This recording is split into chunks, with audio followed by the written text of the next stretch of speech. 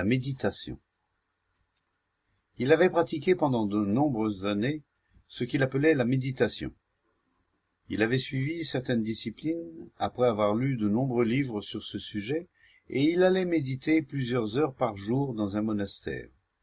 Ce n'était pas par sentimentalisme ou par esprit de sacrifice. Il disait qu'après toutes ces années, bien qu'il fût capable de contrôler son esprit, il lui arrivait encore de perdre le contrôle de ses pensées, qu'il n'éprouvait pas de joie à méditer et que les disciplines qu'il s'était volontairement imposées avaient tendance à le durcir et à le dessécher. D'une certaine façon, tout cela ne lui plaisait guère. Il avait appartenu à plusieurs sociétés soi-disant religieuses, mais maintenant il en avait fini avec elles et il cherchait par ses propres moyens le Dieu qu'elles promettaient toutes. Il avançait en âge et il commençait à se sentir assez fatigué.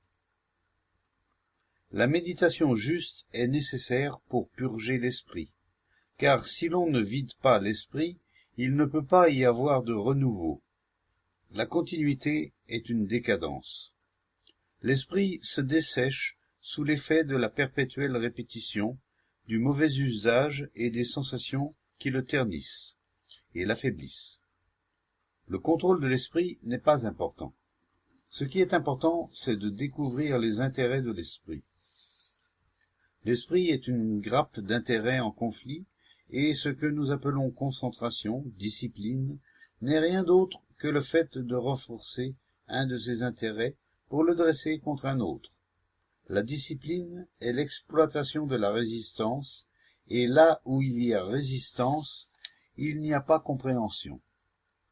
Un esprit bien discipliné n'est pas un esprit libre, et ce n'est que dans la liberté que la découverte peut se faire.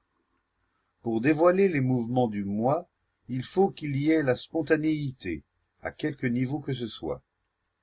Mais les disciplines détruisent la spontanéité dans laquelle ces découvertes peuvent être faites. Les disciplines, si exigeantes soient-elles, fixent l'esprit dans un cadre. L'esprit s'adaptera à ce à quoi il aura été entraîné, mais ce à quoi il s'adapte n'est pas le réel. Les disciplines, du fait qu'elles sont imposées, ne sont pas un moyen de dévoiler le réel. Les disciplines mentales peuvent affermir l'esprit dans son dessein, mais ce dessein est une projection du moi et n'est donc pas réel. L'esprit crée la réalité à sa propre image, et les disciplines ne font que donner de la vitalité à cette image. Ce n'est que dans la découverte qu'il peut y avoir de la joie. La découverte d'instant en instant des modes d'action du moi. Le moi, à quelque niveau qu'il se place, appartient toujours à l'esprit. L'esprit ne peut pas penser à quelque chose qui ne vienne pas de lui. Il ne peut pas penser à l'inconnu. Le moi, à quelque niveau que ce soit, est le connu. Et quoiqu'il puisse y avoir des couches du moi dont la surface de l'esprit n'est pas conscience, elles appartiennent encore au domaine du connu. Les mouvements du moi se révèlent dans l'action des relations humaines. Et lorsque les relations ne se bornent pas à des gestes définis et ne se limitent pas à une structure déterminée, elles permettent au moi de se révéler. Les relations sont l'action du moi, et pour comprendre cette action, il doit y avoir lucidité sans choix. Car choisir, c'est donner plus d'importance à un intérêt qu'à un autre. Cette lucidité est la perception directe de l'action du moi, et dans cet état de perception directe, il n'y a plus ni expérimentateur ni expérience subie. Ainsi l'esprit se vide de tout ce qu'il a accumulé. Il n'y a plus de moi. Tout ce qui a été accumulé, tous les souvenirs emmagasinés, sont le moi. Le moi n'est pas une entité distincte de ce qui a été accumulé. Le moi se distingue de ses caractéristiques en tant qu'observateur, en tant que contrôleur, afin de se sauvegarder, de se donner une continuité au milieu de l'impermanence. La perception directe du processus intégral unitaire délivre l'esprit de son dualisme. Ainsi, le processus total de l'esprit, l'ouvert aussi bien que le caché, est directement révélé et compris, non pas morceau par morceau, activité par activité, mais dans sa totalité. Alors, les rêves et les activités quotidiennes, au lieu d'encombrer l'esprit, le débarrassent toujours davantage. L'esprit doit être entièrement vide pour recevoir. Mais le désir d'être vide, afin de recevoir, est une pierre d'achoppement profondément enracinée, et il faut aussi comprendre cela complètement, et non pas à un niveau particulier, mais à tous les niveaux. Le désir de l'expérience doit entièrement cesser, et cela ne se produit que lorsque l'expérimentateur ne se nourrit plus d'expériences ou de leurs souvenirs. Il faut purger l'esprit non seulement dans ses parties élevées, mais dans ses replis les plus secrets, et cela ne peut s'accomplir que si l'on cesse de donner un nom aux choses.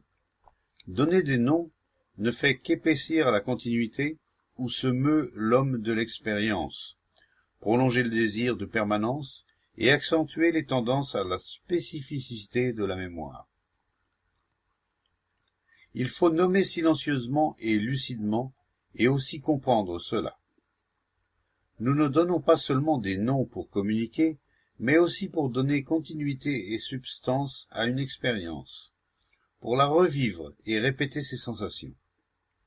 Il faut cesser de donner des noms non seulement aux étages superficiels de l'esprit, mais à tous les niveaux.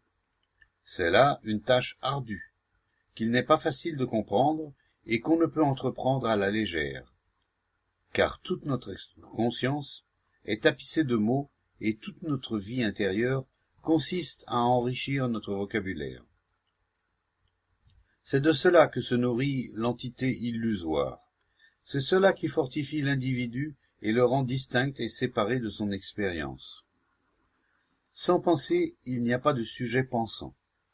Les pensées créent le sujet pensant qui s'isole pour se donner la permanence, car les pensées sont toujours impermanentes.